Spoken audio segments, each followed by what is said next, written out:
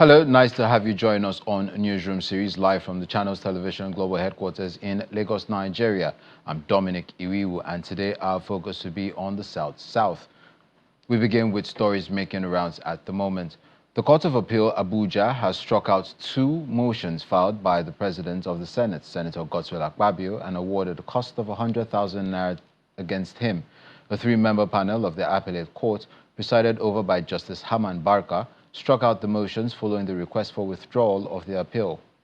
The motions listed Akpabio as the appellant. The respondents were Senator Natasha Akpoti-Oduaghan, the clerk of the National Assembly, the Senate, and the chairman on the Senate Committee on Ethics, Privileges and Public Petitions, Senator Neda Imaswem.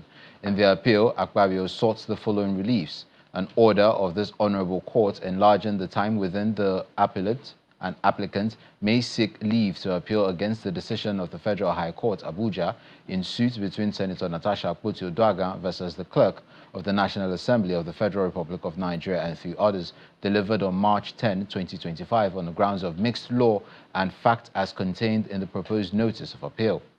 An order of this honorable court granting leave to the appellant and applicant to appeal against the decision of the Federal High Court Abuja in suit between Senator Natasha Akpoti-Oduaghan and the clerk of the National Assembly of the Federal Republic of Nigeria and three others, Quorum Honorable Justice Obiora Egwuatu, delivered on March 10, 2025, on grounds of mixed law and fact as contained in the proposed notice of appeal attached in as Exhibit B.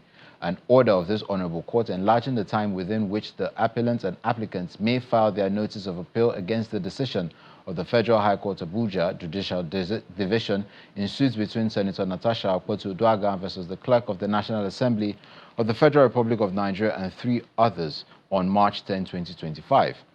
And an order of this honorable court staying further proceedings in the suits between Senator Natasha Akpoti-Oduaghan versus the clerk of the National Assembly of the Federal Republic of Nigeria and three others, pending the hearing and determination of the appellants and applicants' appeal before this honorable court.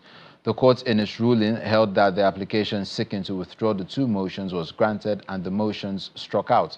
The appellate court further held that the cost of 100,000 naira was awarded to Senator Natasha and the appeal to be deleted.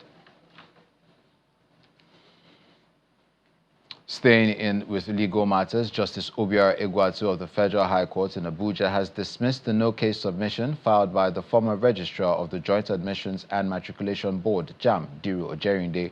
Mr. Ojerinde was arraigned by the Independent Corrupt Practices and Other Related Offences Commission, ICPC, in July 2021 and is standing trial on an 18-count charge over an alleged 5.2 billion naira fraud. Ruling on the no-case submission filed by the defendant, Justice Egwuatu held that the witness presented by the ICPC have been able to establish elements of the offence against Ojerinde that require him to enter a defence. He thereby ruled that the no-case submission failed and was dismissed. Justice Egwuatu further ordered Ojerinde to enter his defense and adjourned the matter to July 16. The ICPC is alleging that Ojerinde committed multiple frauds while heading the National Examinations Council, NECO, and JAMB. The former JAMB registrar was arraigned over allegations bordering on abuse of office and fraudulent diversion of funds from government coffers to the tune of 5.2 billion naira, but pleaded not guilty to all the counts. In the proof of evidence tendered before the courts by the prosecution counsel, Ebenezer Shogunle, the ICPC also accused Ojerinde of conferring corrupt advantage upon himself at different times while he was the registrar and chief executive of JAMB and NECO, respectively. Amongst others, the allegations violate sections 19, 24, 25, subsection 1A and B of the Corrupt Practices and Other Related Offences Act 2000. In February 2022, Ojerinde entered a plea bargain through his counsel, Ibrahim Ishaku, but it failed and the trial continued. The Nigerian Police Force, through its National Cybercrime Center, has successfully uncovered and disrupted a sophisticated cyber fraud syndicate responsible for hijacking several social media accounts of citizens, particularly prominent figures, and subsequent attempts to defraud contacts within its network. The operation followed an official complaint lodged on April 14, 2025. According to the statements by the Force Public Relations Officer, Assistant Commissioner of Police, Olumuyiwa Adejobi, a swift and strategic response by the NPF-NCCC's cyber intelligence team led to the unmasking of a calculated scheme built around mobile platform compromise and social engineering tactics. One key suspect apprehended in Warri confessed to collaborating with an accomplice whom he also met via social media, highlighting his role in facilitating a fraudulent scheme by registering SIM cards, linking them to various bank accounts, and assisting in illicit fund transfers.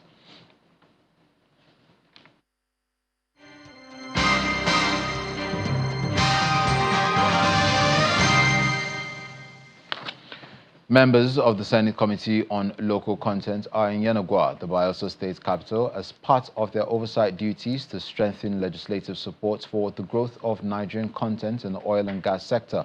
The lawmakers were received at the Nigerian Content Development and Monitoring Board headquarters, where they began a series of strategic engagements.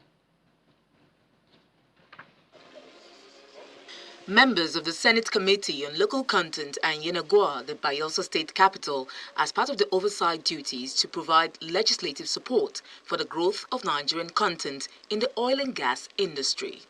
They are received by the Executive Secretary, Felix Omachola-Ogbe, who emphasizes the importance of the lawmakers' visit. This activity will be the guide of the oil and gas park scheme at the Nogap at Emeha 1, visit of the 10 megawatts gas-fired power stations, and the inspection of Polako gas hub around the Yenagoa, and we're going to have a tour of the 1,000 sitting NCDMB conference, which we are presently seated. Chairman of the Senate Committee on Local Content, Senator Joel Onawakpo-Thomas, said the visit marks the beginning of a series of oversight functions aimed at verifying compliance with the Nigerian Oil and Gas Industry Content Development Act. Collaboration between this committee and NCDMB is essential, as we will work closely with NCDMB to ensure that the provisions of the Act are implemented effectively.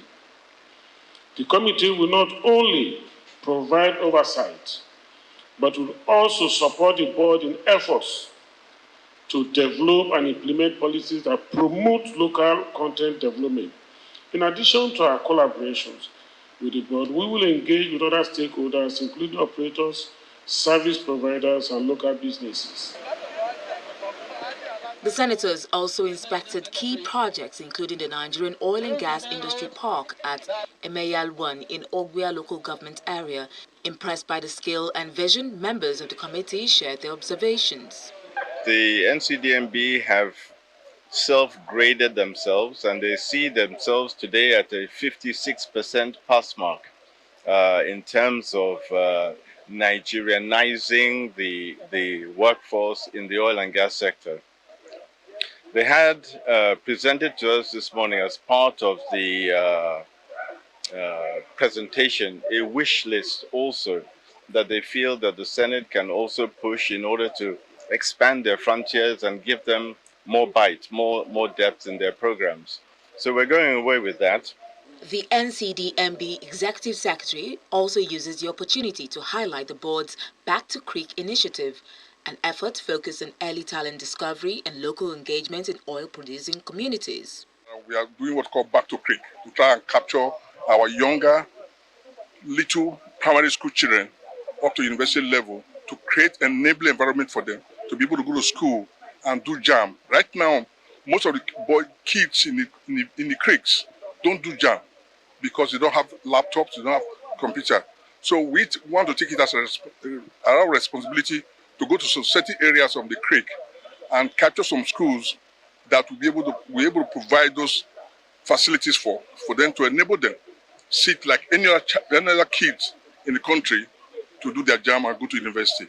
As Nigeria seeks to deepen local participation in its oil and gas industry, collaboration between the legislature and regulatory bodies like the NCDMB remains critical to achieving long-term goals. The sole administrator of Rivers State, retired Vice Admiral Ibok Ete Ibas, is promising to revamp some critical infrastructure that will improve the socio-economic fault in the state. Ibas stated this after inspecting some projects in Tai and Ohio Akpo local government areas of the state. Some of the infrastructure on the list of the sole administrator include the long-abandoned Songhai Integrated Farms, the Mother and Child Hospital, and the Dr. Peter Odili Cancer and Cardiovascular Diagnostic and Treatment Center. Spanning over 300 hectares, the Songhai Integrated Farm was once a multi-million naira agro-industrial project established by the Rotimi Amechi administration in partnership with foreign investors. Designed to be a hub for livestock production, aquaculture, training, and agricultural research, the farm now lies in a state of neglect, vandalized, and deteriorated after more than a decade of being abandoned. Addressing community leaders and stakeholders during the visit, the sole administrator expresses deep concern over the underutilization of the facility. In terms of economic value, in terms of food security, in terms of employment, in terms of cultural, tourism, and everything, this is our loss. Not just your loss, it's our loss. And any attempt that will be made to get this place back will then require that all of us will have a stake in this project. Anything short of that, I doubt people will be able to. Now, while we had stayed and seen the resources that we put in here dismantled, any resources put in here, we will have to give a commitment that it will be for the interest of the communities here, for the interest of your children yet unborn, and for the interest of Nigeria. As part of his oversight tour, Vice Admiral Ibas also inspects the Model Primary Healthcare Center and Primary School 1, both located in Bunutai. The tour extends to the Mother and Child Hospital along the Port Harcourt-Aba Expressway and the Peter Odili Cancer and Cardiovascular Diagnostic and Treatment Center in Rumokuta, Obiakpo local government area. CT scan. So This one needs an upgrade. An upgrade. Because between the time it was installed and now, a whole lot of new technologies are coming. Both health facilities commissioned by the Newsroom administration are also yet to be opened for public use. I want to believe you could also give an assessment of what you're seeing. The fact remains that the state is well endowed. We have quite a lot of infrastructure that we have on ground. We have the ones that are underutilized and that need, to be ramped up so that we can put them to optimal use. We might need manpower in some areas. We might need to revamp some of them structural-wise. And then we also look at the best way to manage this infrastructure so that the purpose for which they were built and for which resources were put into them can be actualized. The inspection signals the government's renewed commitment to revitalizing critical infrastructure and agricultural assets aimed at boosting the socio-economic well-being of River State residents.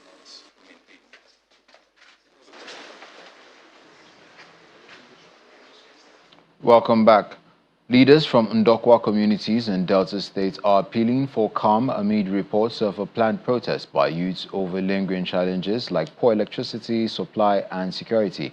At a general meeting held recently, government officials and traditional rulers came together to assure residents that the state government is already taking steps to address their concerns. It was a gathering marked by unity as representatives from Ukwani, Ndokwa East, and Ndokwa West local government areas came together at a community hall for a general meeting. Ndokwa East, the President General, please. Present among the government officials and local leaders are the executive chairman of Ukwani, Ndokwa East, and Ndokwa West LGAs, alongside other dignitaries. The meeting is in response to reports that some youth in the area are planning to voice their frustration over persistent challenges, including inadequate electricity supply and security issues. Their message to the organizers is clear: hold back on protests and give the government time to act. One of the major reasons why we decided to summon this meeting is the issue of the protests some persons are organizing. And secondly, we also limit feed to also address issue of security in these three local governments by virtue of this meeting. And the third point is to also look at the issue of protecting government facilities within the three local governments. Protest should be the last resort. In everything we do, we have what we call rule of engagement. We chat, we discuss. We should not be used as a tool to cause disaffection. But I know that the issue of the light affects you and myself. Once there's light, I will benefit and you benefit. State and local government authorities also say they are taking concrete steps to enhance welfare and tackle the issues raised by residents. The truth is that along the line there have been some developmental space across board. We may not see them. They may not be enough for us. But clearly, there are clear evidential variables that will tell us that something has moved from point A and is going towards point Z. I had caused severally to join some people in the social media to make some corrections from time to time. I take that as a responsibility of a government official from Ndokwa Nation, because I think it's very important for us to brief ourselves and debrief ourselves on certain happenings and occurrences within our environment. The leaders assure residents that their voices have not gone unheard, urging continued cooperation and promising open lines of communication between the people and the state government. The Niger Delta Development Commission, NDDC, has kicked off its 2025 Budget Conference and Partnership for Sustainable Development Forum, bringing together critical stakeholders and development partners for a participatory budgeting process. The event, which traditionally precedes the Commission's budget presentation to the National Assembly, brings together key stakeholders from across the Niger Delta region. The 2025 NDDC Budgeting Conference is an annual event which usually precedes the presentation of the Commission's new budget to the National Assembly. Representatives from the Niger Delta governments, federal lawmakers, development partners, private sector leaders, traditional rulers and other critical stakeholders of the region are in Port Harcourt, the River State capital, to review the Commission's budget priorities. The strategic goals and objectives set out for the implementation of this budget is centered on delivery of legacy projects and programs through the instrumentality of public-private partnership and other robust engagement with developmental partners within and outside the shores of the Niger Delta. We want to thank the management of NDDC for these very wonderful stakeholder engagements. The whole essence of governance is synergy. There is no competition amongst different critical organs of government. Rather, they complement one another to achieve that which everyone is fighting for, a good life for all the people in the region. NDDC Managing Director and Chief Executive Officer Samuel Ogbuko assures the region stakeholders that their input will form the basis for the planning of the Commission's budget. The budget is for the people of the Niger Delta. It's not for any individual. Hence, we have to come together to plan our budget. We initiated this PSD, but before we're gathering here today, we have to set up budget committees where we have to ensure that the state government was also involved, the IOCs were also involved to ensure that most of these projects that are going to be in the budget are projects that are being conceived by stakeholders. The proposed 2025 budget is pegged at 1.75 trillion naira, reflecting a reduction of 157 billion naira, about 8% lower than the 2024 allocation. Chairman of the NDDC Governing Board, Chiedu Ebie, reiterates its commitment to transparency and inclusivity in the budgeting process. One key area for us has also been the partnerships and ensuring that the right governance structure has been put in place. We worked very closely with KPMG, which is one of the most recognized consulting brands in the world today. And what have we done? We've been able to establish the governance structure for NDDC. So it means that starting from the top, from the very top, from the 7 governing board, through management, senior executive management, and all the way down, we have the right governance structure in place. Meanwhile, the Permanent Secretary, Ministry of Regional Development, Mary Ogbe, says the ministry will not relent in its supervisory functions, just as the National Assembly commends the NDDC for prioritizing the region's growth. As members of a Regional Development Commission, you do not merely oversee budgets, you shape destinies. If you were not seeing yourself as such before now, I plead with you to begin to see yourselves as the custodians of your region's growth, guardians of its resources, and the architects of its future. It is important to note that both the federal government, led by His Excellency President Bola Tinubu, and the leadership of the 10th Assembly, chaired by His Excellency Senator Godwill Ogodapabi, remain firmly committed to this mission. Under the leadership of President Tinubu, the Renewed Hope Agenda places a strong emphasis on inclusive infrastructural growth and environmental sustainability, priorities that the 10th Assembly fully aligns with. We are committed to ensuring that the 2025 budget reflects the needs and aspirations of the region. The conference then breaks into syndicate groups with representatives from the 9 states of the region taking time to appraise the provisions in the draft budget, after which a copy is presented to the NDDC Managing Director. In a bold and impactful move towards economic development and gender inclusion, the First Lady of Cross River State, Eyoawan Otu, has empowered over 500 women across the state's 18 local government areas through a multifaceted women's empowerment initiative. The program, which took place in Calabar, the Cross River State capital, brought together women from diverse backgrounds, traders, farmers, artisans, widows, and young female entrepreneurs to partake in the gesture of 30,000 Naira cash grants and a point-of-sale machine aimed at boosting their economic independence.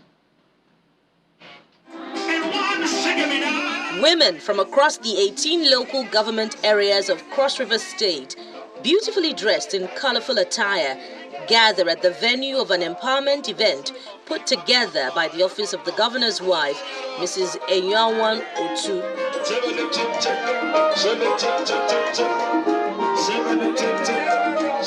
This initiative is expected to serve as a boost to their financial stability and eradicate poverty.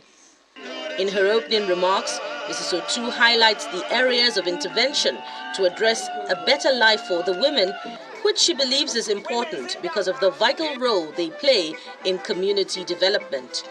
We have distributed over 5,000 maternal kit bags, with distribution of 3,000 on the way.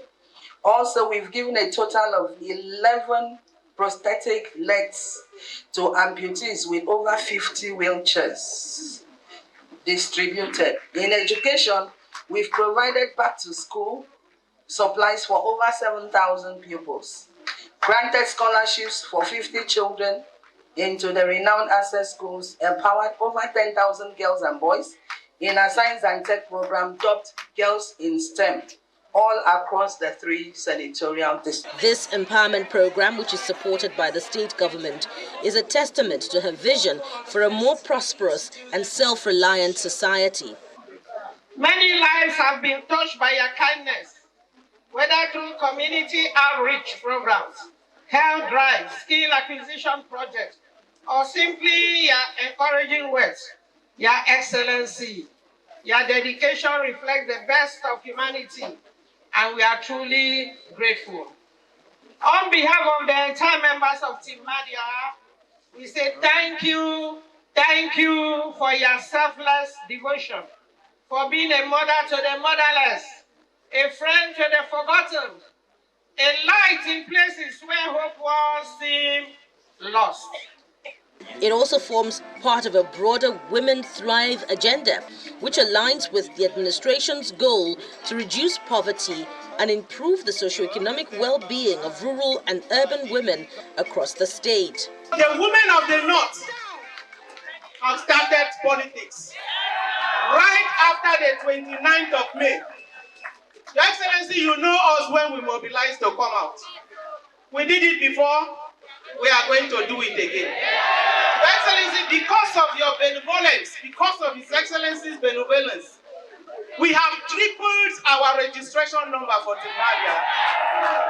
Even those women who were standing on the fence have seen that Timaria is the group to beat, and they have all come on board. The women were gifted with a 10-kilogram bag of rice each and clothing, and they thank Mrs. Otu's dedication to consistently championing the cause of women and children in Cross River State.